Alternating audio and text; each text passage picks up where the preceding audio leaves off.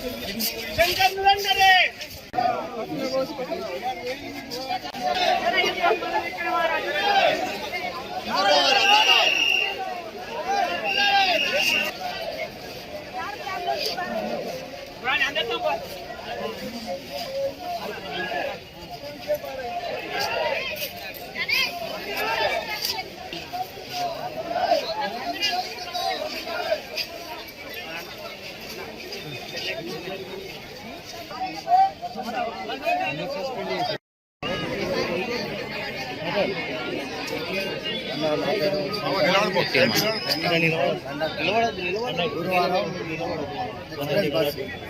హన్మకొండలో 60-70 కాజీపేట రాగానే ఒక 10 మంది ఎక్కింది. 10 మందిలో ఒక గర్భిణీ స్త్రీ ఎక్కింది. గర్భిణీ స్త్రీ ఎక్కితే గర్భిణీ స్త్రీ కేటాయించిన సీట్లో వేరే ఆమె మంచి ఆమె కూర్చుంటుంది. ఆమెకు లేపి ఈమె కూర్చుంటుంది. అయితే ఆడ కొద్దిగా డిస్కషన్ అయితే ప్యాసింజర్లు రివర్స్ అయ్యి ఆ ప్యాసింజర్లు ఆమెకు ప్యాసింజర్లు బాగా ఇదైంది. అయితే అది ఈయన చేయబట్టి ఇదైందని నా మీద వాళ్ళందరూ ఆమె సేమ్గా ఫీల్ అయ్యి దిగిపోయింది.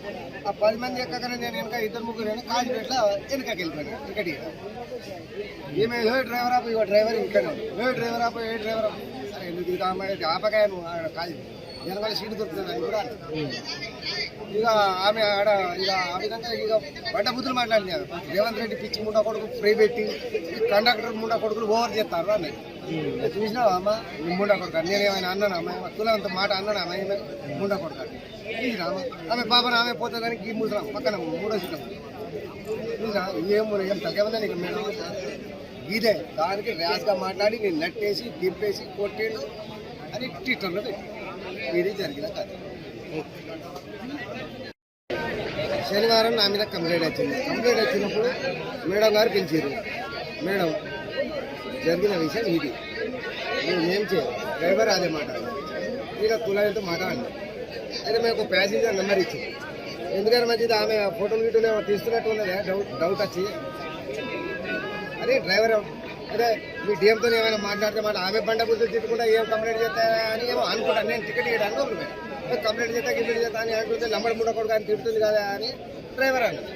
ఎందుకంటే మంచి నెంబర్ తీసుకో అరే నేనేమైనా అంటే తీసుకుంటాను మనకు నెంబర్ ఎందుకు అని నేను అరే ఎందుకైనా తీసుకొని ఒక ప్యాసింజర్ నెంబర్ ఇస్తే ఆమెకు ఫోన్ చేసేట వీళ్ళు ఎంక్వైరీలో కోర్టుకు రావాలి 10 సార్లు ఫోన్ చేసిరట.